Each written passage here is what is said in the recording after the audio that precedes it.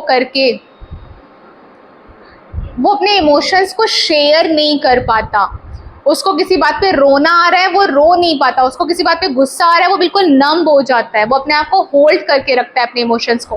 तो उसी बच्चे को फिर डिप्रेशन, एंजाइटी, स्ट्रेस, फोबिया जैसी प्रॉब्लम्स होती है and they have to go to a mental health expert और पेरेंट्स परेशान होते हैं। ठीक है, तो ऐसे में बहुत ज़्यादा ज़रूरी है कि आप पेरेंट्स को इनकरेज करें कि आपका बच्चा अगर कुछ इमोशनली एक्सप्रेस कर रहा है तो उसको करने दीजिए। इवन वो गुस्सा भी कर रहा है तो करने दीजिए, बिकॉज गुस्सा is not a bad emotion. ठीक है, जैसे हमें खुशी होती है, हंसी आती है, प्यार आता है, वी शो काइंडनेस, सेम वैसे ही गुस्सा भी आता है। It is not a bad emotion. हमें इसको एक्सप्रेस कैसे करना है, किस लेवल पे करना है, किस तरीके से करना है, हमारा बिहेवियर कैसा होना चाहिए, वो सिखाने की ज़रूरत है। Now the second last is consistent yet flexible discipline। तो consistent, जैसे मैंने वो एग्जांपल दिया था कि 7 दिन में पापा ने एक दिन देखा बच्चा फोन चला रहा है और उस दिन जम के पिटाई कर दी, बाकी का 6 दिन बच्चा चला रहा है आराम से मोबाइल, कोई बात नहीं, 7वें दिन फिर पिटेगा। तो there should be a consistency कि आप एक रूल बना रहे हैं बच्चे के लिए और वो रूल आप हर दिन फॉलो भी करवाएं। ये आप पेरेंट्स को समझाएंगे, बताएंगे, but it shouldn't be something like कि आपके बच्चे को फीवर है और आपने एक रूल बना दिया है कि खाना खाने से पहले नहा करके ही खाना खाना है ना। अब दिसंबर की ठंड पड़ रही है, जनवरी की ठंड है एकदम प्रचंड वाली, एकदम जो हम लोग के बनारस में होता है, 1 डिग्री 2 डिग्री टेम्परेचर चला गया। अब आप बच्चे को, क्योंकि आपने काउंसलर मैडम ने बताया था ना कि कंसिस्टेंसी इज इम्पोर्टेंट, तो अभी हर दिन नहा के ही खाना खा रहे हैं तो आज भी नहाएगा तभी खाना मिलेगा।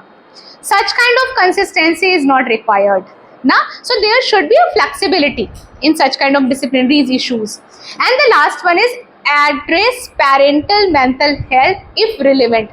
बहुत ज़्यादा ज़रूरी, जैसे आपने बोला कि मैम पेरेंट्स को अवेयर करना, पेरेंट्स को इस चीज़ के लिए अवेयर करना कि आपकी मेंटल हेल्थ बहुत ज़्यादा इफेक्ट करती है बच्चे को।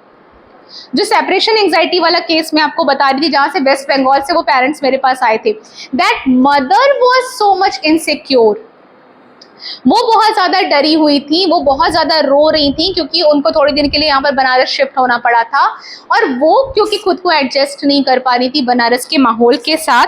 And that one was one of the reason कि बच्ची हर दिन अपनी माँ को रोता हुआ देख रही थी, माँ को घबराहट हो रही थी, माँ को एंजाइटी हो रही थी, तो बच्चे को लग रहा था मुझे भी सेम ऐसा ही हो रहा है, मुझे भी ऐसा ही करना चाहिए। तो अगर आपको समझाना है पेरेंट्स को ना कि आपके बच्चे ऐसे ऐसे ठीक हो सकते हैं, तो आपको पहला काम क्या करना है, पेरेंट्स को अवेयर करवाना है, पेरेंट्स को समझाना है कि पहले आप अपनी मेंटल हेल्थ ठीक करिए।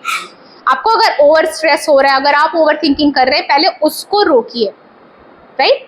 सो these all are the solutions. अगर आपके पास कोई बच्चा आता है सेशंस के लिए तो आप कैसे हेल्प करेंगे।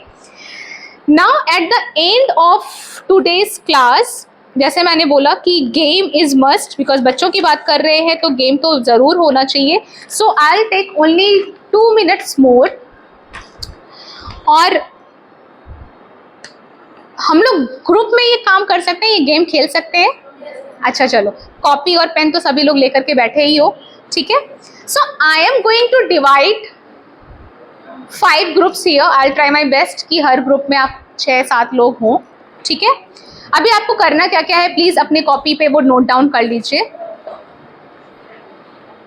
आपको सबसे पहले लिखना है सिम्टम्स, जो भी समझ में आए, ठीक है। मैं हर एक ग्रुप को अलग अलग टॉपिक देने वाली हूँ। आपको लिखना है सिम्टम्स, आपको लिखना है रीजंस, रूट कॉज, रीजन, कारण क्या है, अगर बच्चे में ये सिम्टम्स है तो इसके कारण क्या है। आपको लिखना है 2 या 3 काउंसलिंग स्ट्रेटेजी जो आप एज अ काउंसलर पेरेंट्स को या बच्चे को बताएंगे, और पेरेंट्स के लिए एक मैसेज लिखना है, ठीक है। तो अब मैं अलग अलग ग्रुप के पास आ रही हूँ, एक मैसेज काउंसलर की तरफ से, एक मैसेज पेरेंट्स के लिए। तो अब मैं अलग अलग ग्रुप्स के पास आ रही हूँ, सभी को अलग अलग टॉपिक दूंगी, ठीक है।